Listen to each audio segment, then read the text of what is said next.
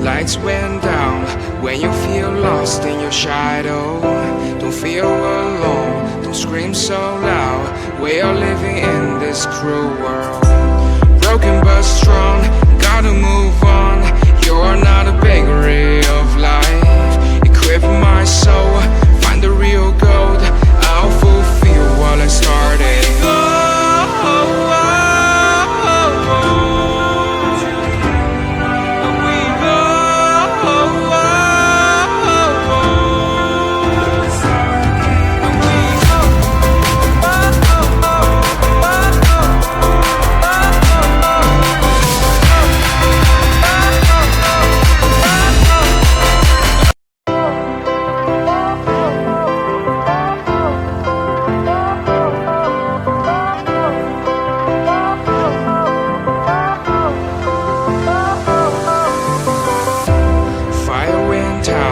Lights went down when you feel lost in your shadow. Don't feel alone, don't scream so loud. We are living in this cruel world. Broken but strong, gotta move on. You are not a bakery of life. Equip my soul, find the real gold. I'll fulfill what I started.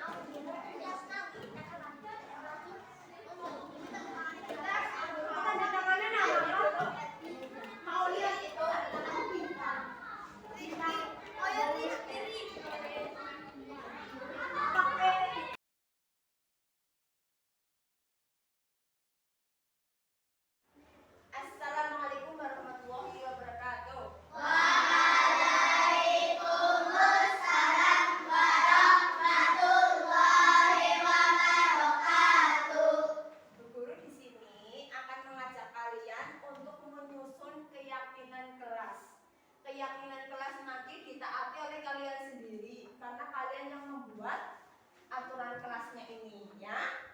Kita mulai mengerjakan, menuliskan ini aturan. Kamu yang menulis sendiri ya, guru bagi ya.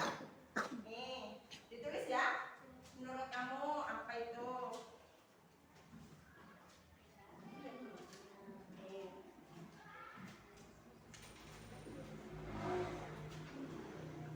Ditulis, menurut kamu keyakinan kelasnya apa saja yang harus kita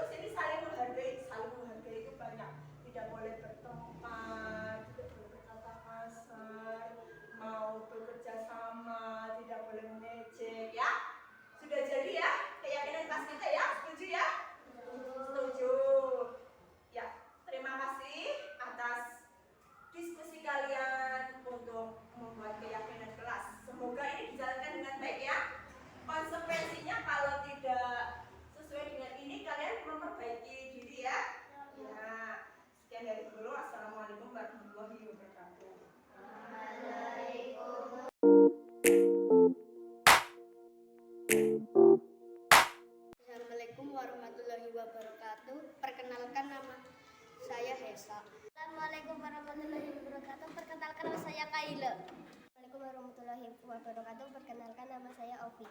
Assalamualaikum warahmatullahi wabarakatuh. Perkenalkan nama saya Iksum.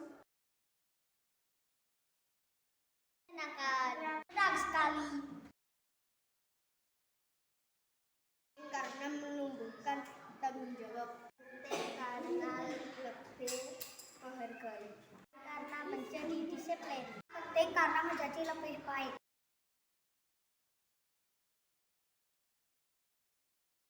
Kasus 1.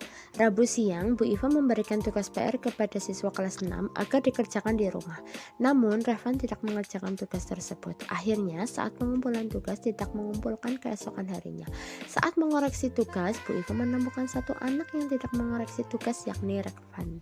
Padahal, berdasarkan buku presensi, hari itu Revan masuk sekolah. Saat istirahat, Bu Iva pun memanggil Revan untuk klarifikasi.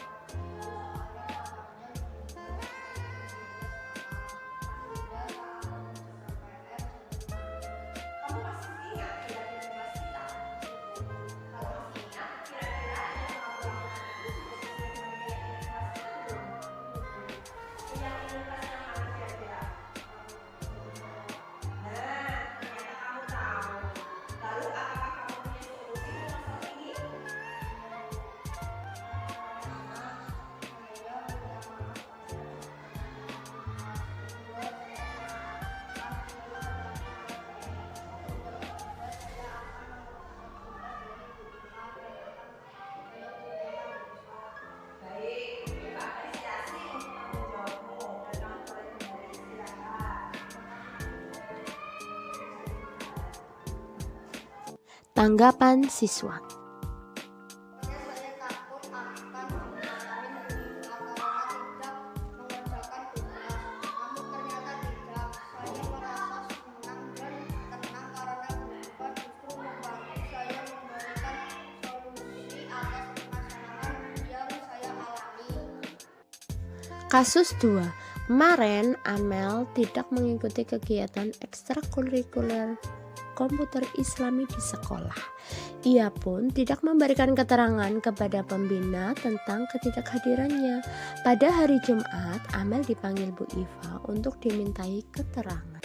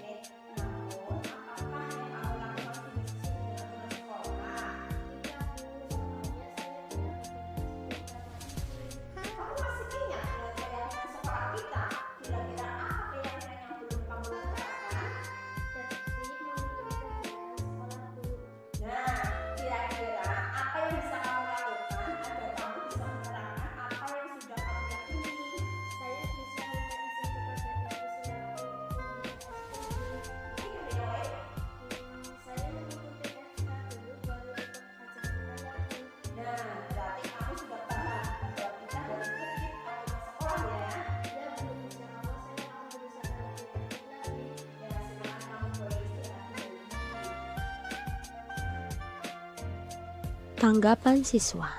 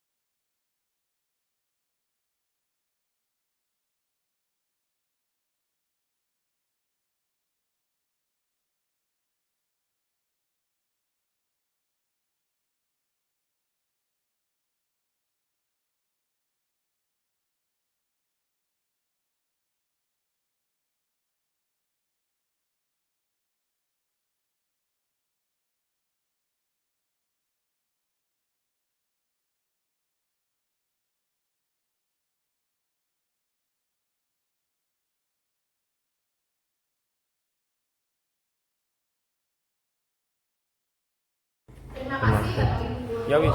yang hadir di acara saya. Tetapi berhubung mati listrik, jadi tidak bisa menggunakan LCD. Padahal saya sudah menyiapkan segala sesuatunya. Maka saya share masing ke grup dan bisa dibuka di laptop masing-masing. Terima kasih. Kita mulai saja caranya, ya. Oke. Pak, wis, Pak. Nanti dulu. Itu udah selesai, Pak. Mulai dulu, Bu. Assalamualaikum warahmatullahi wabarakatuh. Waalaikumsalam. Alhamdulillahirrahmanirrahim. Rabbil nasta'in ala dunya wa din ala alihi wa sahbihi ajma'in. Terima kasih kepada Bapak Kepala Sekolah SD Negeri 2 Cipaku yang menyempatkan waktu untuk menghadiri diseminasi budaya positif yang kami lakukan. Terima kasih kepada Bapak Ibu Guru dan staf karyawan SD Negeri 2 Cipaku yang telah menghadiri acara kami. Baik, untuk memulai acara kami akan memaparkan diseminasi budaya positif. Apa itu budaya positif? Budaya positif itu merupakan paradigma untuk menyelesaikan masalah melalui motivasi intrinsik. Orang memiliki masalah. Ketika dihadapkan dengan masalah, maka orang tersebut yang harus menyelesaikan dengan cara menggali nilai-nilai positif yang ada. Dalam hal ini misalnya murid itu bermasalah, yang kita gali adalah positifnya, menggali positifnya, jangan sampai negatifnya digali supaya tercipta budaya positif. Konsep inti budaya positif yang kami bahas di sini ada perubahan paradigma belajar, ada disiplin positif, ada nilai-nilai kebajikan, ada kebutuhan dasar manusia, dan ada motivasi perilaku manusia, posisi kontrol guru, keyakinan kelas, dan segitiga restitusi. Baik, untuk selanjutnya kami akan ke pembelajaran dengan paradigma baru. Pembelajaran paradigma baru itu merupakan pembelajaran yang dirancang berdasarkan prinsip pembelajaran berdiferensiasi, sehingga para peserta didik belajar sesuai kebutuhannya berdasarkan tahap perkembangan sesuai teori psikologi modern untuk mewujudkan profil belajar Pancasila. Seperti sekarang kita gaungkan profil belajar Pancasila yang terdiri dari apa saja Bapak Ibu Guru? 5.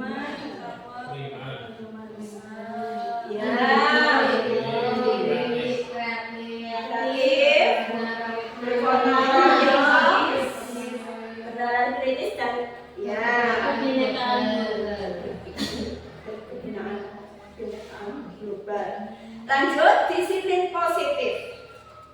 Disiplin positif merupakan salah satu cara penerapan disiplin yang bertujuan untuk menumbuhkan kesadaran serta memberdayakan peserta didik tanpa imbalan atau penghargaan atau ribet, ancaman atau hukuman.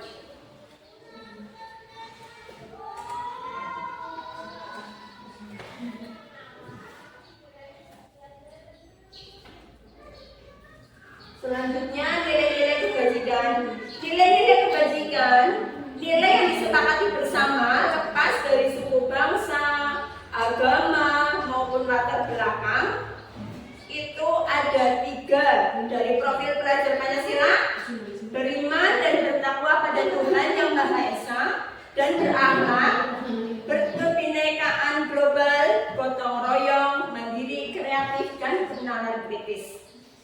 Dan dari Ibu Primary Years Program PYP ada toleransi, rasa hormat, integritas, mandiri, menghargai, antusias, kreativitas, kerjasama, percaya diri, dan komitmen.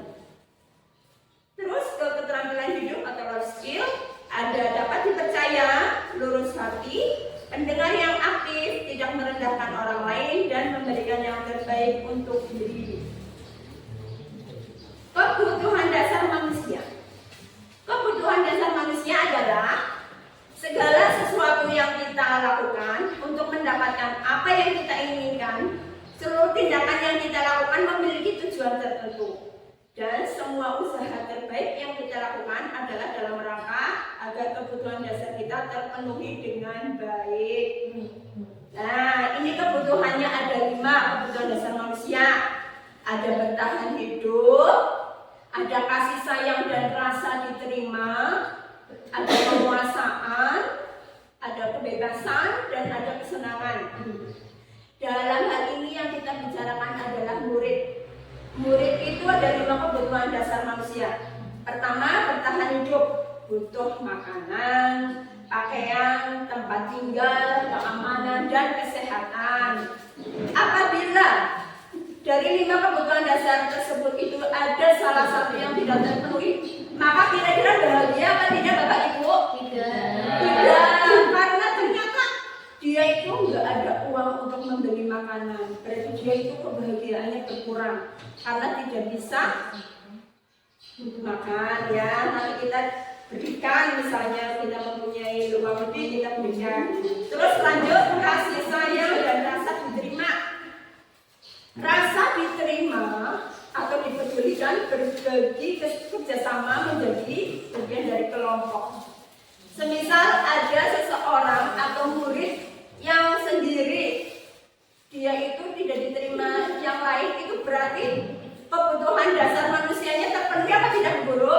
Tidak, karena ternyata siswa itu tidak diterima oleh siswa yang lain. Itu ternyata kasih sayang dan rasa diterima termasuk kebutuhan dasar manusia. Selanjutnya, penguasaan. Ada harga diri, keinginan untuk dianggap, memimpin, berprestasi, diakui, dan didengar. Terkadang kita lupa bahwa murid itu berpendapat, tetapi kita sebagai pendidik itu tidak mengindahkan pendapat murid. Nah, hal itu berarti murid merasa tidak diindahkan, sehingga merasa tidak dianggap. Itu juga merusak penguasaan, merusak memenuhi kebutuhan dasar manusia. Jadi kita sebagai guru sebisa mungkin mendengar pendapat murid kita, apapun itu kita dengarkan. Kebebasan, mandiri, memiliki pilihan, mencoba hal baru, mampu mengendalikan arah dirinya.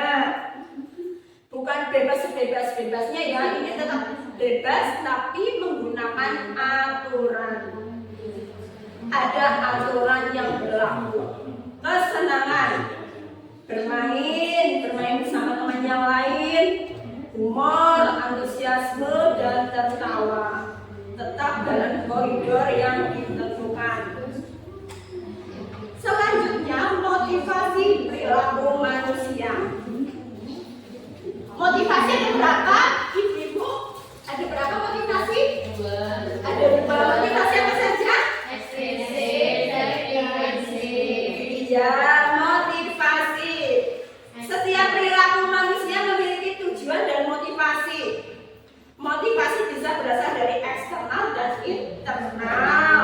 Motivasi yang berasal dari eksternal bertujuan untuk menghindari ketidaknyamanan atau hubungan. Misalnya siswa kita kenapa menggunakan seragam? Kira-kira jawabannya kenapa menggunakan seragam? Untuk memenuhi sekolah, ketika bersekolah harus menggunakan seragam. Iya, padahal kalau semisal dari itu supaya tidak ada perbedaan, di antara murid itu. Terus supaya mendapatkan imbalan atau penghargaan dari orang lain. Semisal saya berangkat basic, saya nanti akan diberi hadiah sama bu guru. Berarti itu menimbulkan ketergantungan dari siswa. Nah, terus dari motivasi intrinsik, apa itu motivasi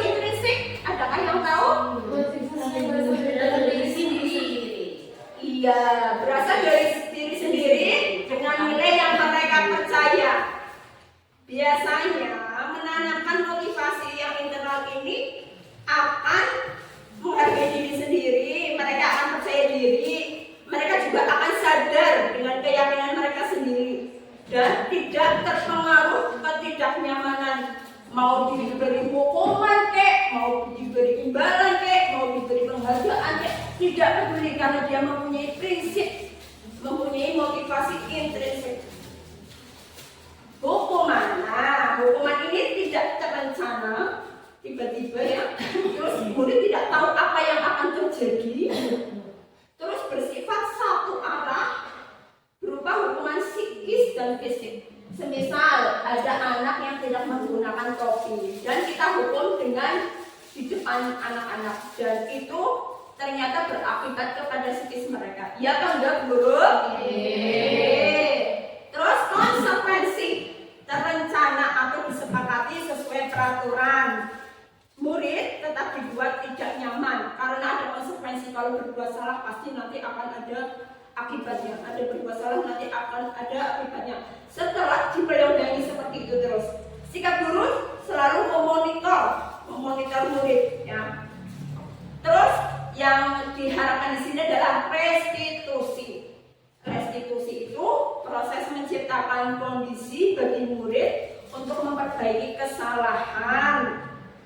Proses kolaboratif yang mengajarkan murid untuk mencari solusi sendiri. Semisal ada anak yang tidak mengerjakan PR, kira-kira kita tanyakan apa tidak, Guru? Tanyakan. Kita cari tahu apa sih kenapa kamu tidak mengerjakan PR? Ternyata karena tertidur semalam dingin sampai jam 12 malam sehingga tertidur. Nah, itu kita tanyakan, kira-kira itu melanggar keyakinan kelas atau tidak? Melanggar apa enggak, Guru? Melanggar karena tidak tertib ya. Karena tidak tertib. Lah, kita tanyakan lagi kepada murid itu. Namanya juga restitusi. Kita tanyakan lagi kepada murid itu, kira-kira solusi apa yang kamu temui? Kalau misalnya kamu tidak mengerjakan tugas, nanti murid itu berpikir, satu, saya akan meminta maaf guru. Yang kedua, saya akan mengerjakan PR dan untuk mengumpulkan tugas ke guru. Itu contohnya. Terus 5 posisi kontrol guru. Nah, posisi kontrol seorang guru ada 5, yaitu penghukum, membuat merasa bersalah ini ya. Kalau penghukum itu biasanya yang paling rendah ya posisinya. Penghukum, pembuat merasa bersalah, teman, pemantau, dan manajer. Dari kelima posisi ini, sebaiknya seorang guru itu mengambil posisi manajer. Ini posisi tertinggi dari kontrol guru. Karena apa? Karena guru itu melakukan suatu tugas bersama murid, mempersilahkan murid untuk mempertanggungjawabkan perilakunya, serta memberi dukungan kepada murid agar dapat menemukan solusinya sendiri atas permasalahannya sendiri. Sebagai seorang manajer, guru dapat mengacu pada proses restitusi, dapat membentuk seorang murid menjadi manajer bagi dirinya sendiri, sehingga tercipta identitas positif pada diri murid. Ini kalau penghukum biasanya anak takut, membuat rasa bersalah, ngomongnya sih pelan, kamu membuat kecewa guru, tapi ternyata dia merasa juga tidak nyaman. Seperti teman, kita juga sebagai teman, misalnya kepada murid itu memperlakukan sebagai teman, tapi kadang keterlaluan ya, kadang kurang sopan dan santun. Sebagai pemantau kita hanya melihat saja, tapi sebagai manajer kita menanyakan solusi apa yang terbaik untuk dirinya sendiri. Terus keyakinan kelas. Mengapa sih keyakinan kelas bukan peraturan kelas? Kira-kira kenapa? Karena keyakinan kelas itu menimbulkan disiplin positif oleh motivasi dari dalam diri. Kalau keyakinan kelas itu dilakukan dilakukan oleh siswa itu sendiri dan dikerjakan oleh siswa sendiri, dan siswa sendiri itu tahu solusinya dan dia itu sanggup untuk mempertanggungjawabkannya nantinya. Nah, ini segitiga restitusi. Suatu proses dialog yang dijalankan oleh guru agar dapat menghasilkan murid yang mandiri dan bertanggung jawab. Tadi ada 3 ya. Pertama, menstabilkan identitas, menanyakan keyakinan, validasi tindakan yang salah. Dalam penerapan disiplin positif, hendaknya guru memiliki standar kepribadian profesional dan sosial yang baik. Hal tersebut ditunjukkan dengan kemampuan guru merefleksi dirinya dalam posisi kontrol saat ini. Jadi kita setelah melakukan pembelajaran, kita melakukan refleksi diri. Apakah yang kurang dari saya, apakah yang harus saya perbaiki, itu kita lakukan. Sekian presentasi dari saya. Apabila ada kata-kata yang kurang berkenan, saya mohon maaf. Monggo apabila ada yang memberi tanggapan, pertanyaan, apabila saya menjawab, saya akan menjawab. Apabila saya tidak bisa menjawab, saya meminta teman yang lain untuk menjawab.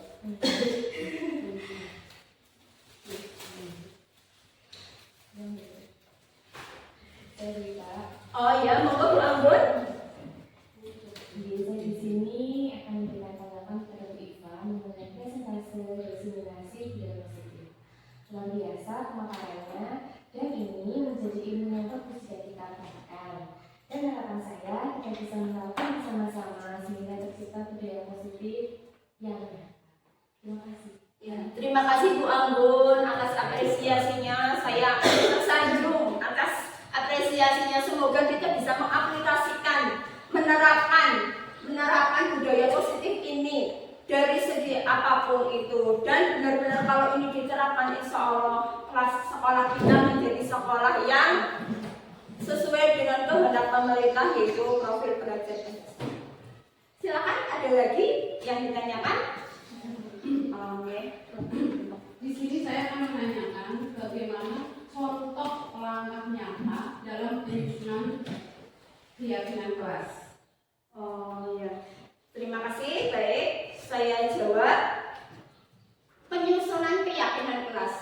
Tadi kebetulan saya sudah melakukan keyakinan kelas di kelas 4B karena saya tadi ada di kelas 4B.